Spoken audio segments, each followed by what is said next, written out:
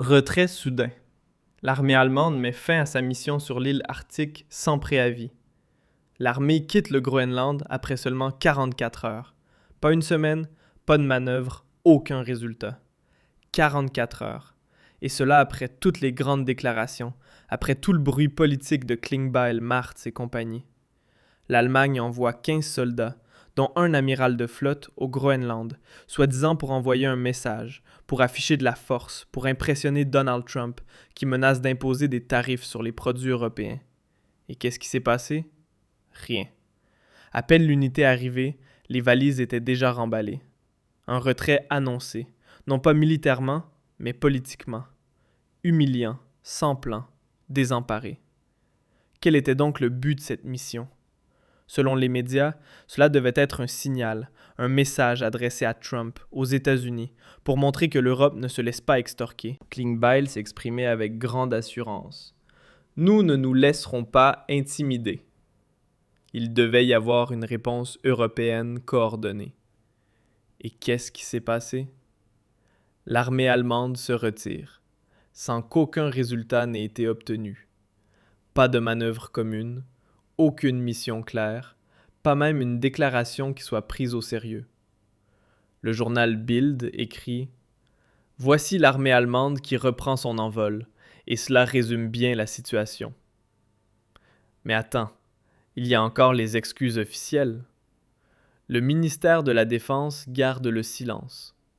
Un porte-parole déclare lors de la conférence de presse gouvernementale qu'ils ne veulent pas entrer dans les détails concernant la date de départ. Michael Stempfle a dit littéralement « Si je dis maintenant que ça va jusqu'au 17 janvier, c'est-à-dire jusqu'hier, et que sur place, il décide finalement de rester plus longtemps, on va encore dire que Stempfle n'a pas été assez précis.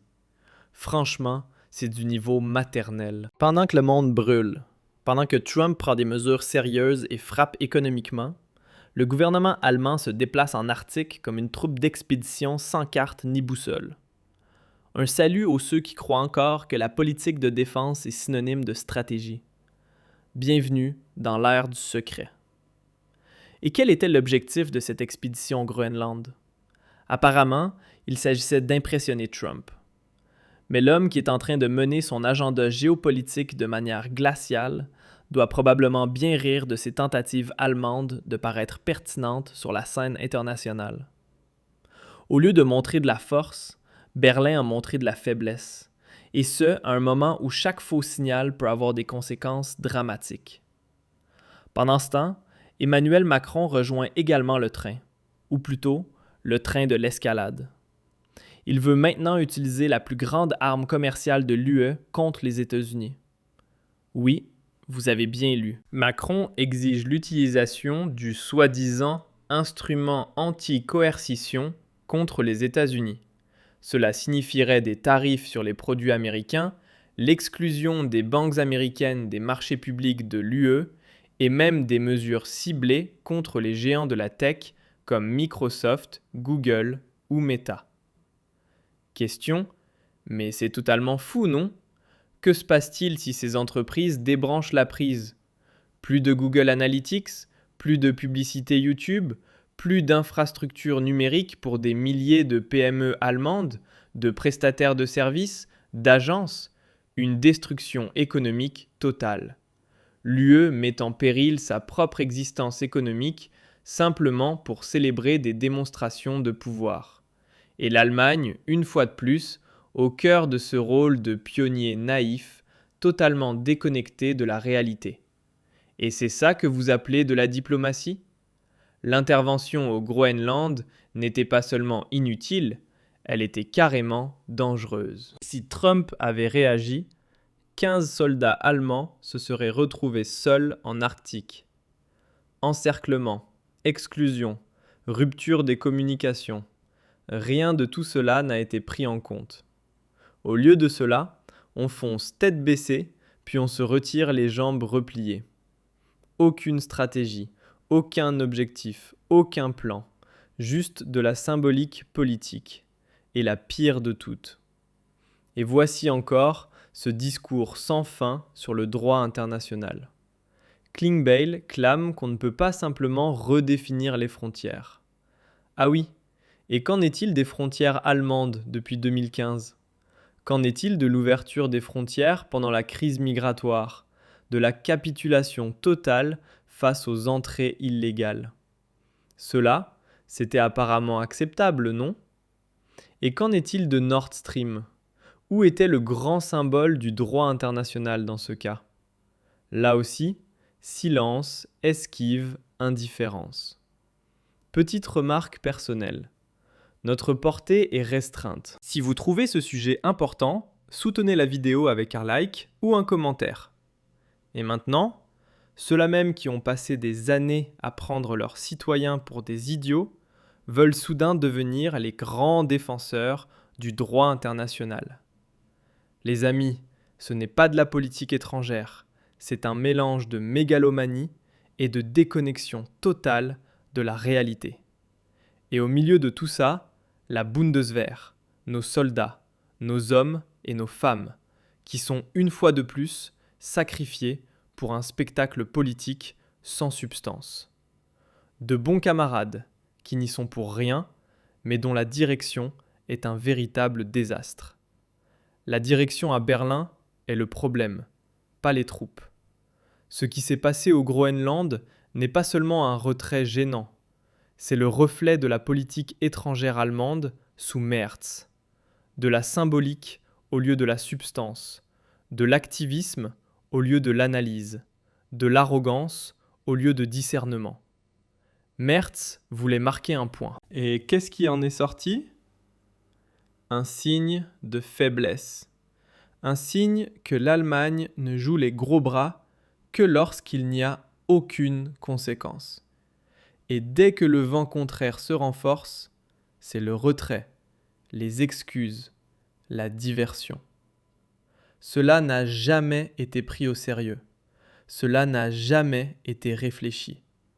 C'était une opération de communication et elle a échoué lamentablement. Et qui porte la responsabilité ? Personne, bien sûr. La faute est balayée d'un sourire. Les questions, lors de la conférence de presse gouvernementale, sont esquivées. Les journalistes ne reçoivent que des réponses sous forme de phrases toutes faites. Transparence, absence totale. Responsabilité inexistante.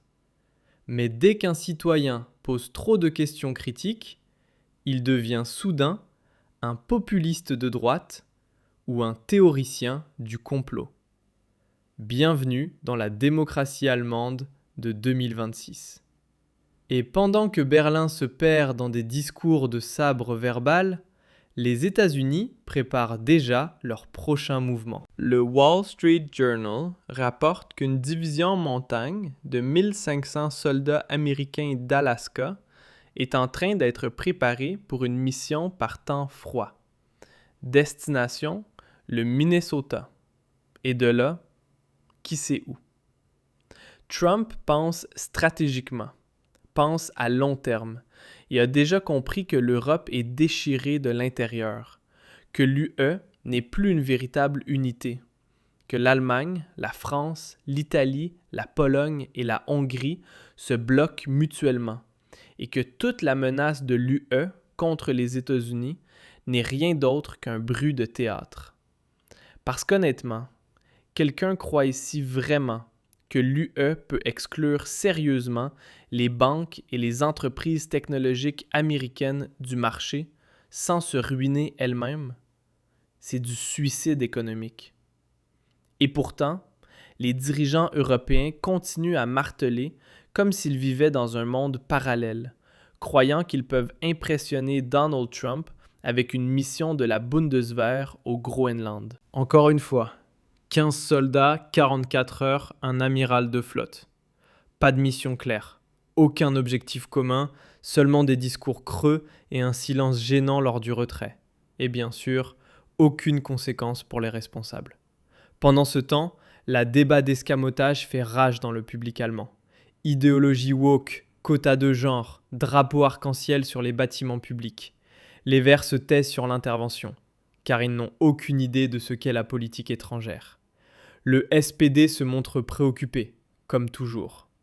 Et la CDU sous Martz s'accroche à chaque action symbolique pour détourner l'attention de son propre manque de vision. Mais qu'en est-il de la souveraineté ? Qu'en est-il de nous ? Qu'en est-il des citoyennes et citoyens de ce pays qui, une fois de plus, sont pris pour des idiots, se demandant à quoi servent réellement nos impôts, se demandant pourquoi, à chaque conflit international, nous montrons du doigt les autres, mais que nous ne parvenons jamais à rien ici. Un salut aux ceux qui croient encore que le mot responsabilité signifie démission. Cette intervention au Groenland fut un aveu de faiblesse politique. Elle fut un exemple parfait de l'échec de la politique étrangère et de sécurité allemande sous Friedrich Merz. Et elle a prouvé une chose. Nous avons urgemment besoin d'un redressement politique. Une politique qui s'appuie sur les faits et non sur des illusions. Une politique qui protège nos soldats au lieu de les utiliser comme simples outils de communication. Et une politique qui ne se contente pas de jouer la force, mais qui en a réellement. Petite interruption rapide. Pendant que vous regardez cette vidéo, le gouvernement prépare des mesures qui vous concerneront, que vous le vouliez ou non. La question est, avez-vous un plan ? Si ce n'est pas le cas, cliquez sur le lien sous cette vidéo. Notre nouveau système de préparation aux crises vous montre exactement comment vous protéger légalement, financièrement et pratiquement avant que la prochaine grande mesure ne survienne. Celui qui arrivera en 2026 encore non préparé n'aura que lui-même à blâmer. Les prochaines semaines montreront à quel point le gouvernement est vraiment enfoncé dans la débâcle du Groenland. Y aura-t-il d'autres éclaircissements ? Probablement pas. Quelqu'un va-t-il s'excuser ? Sans doute pas. Mais nous n'oublions pas. Et nous ne nous laisserons plus berner.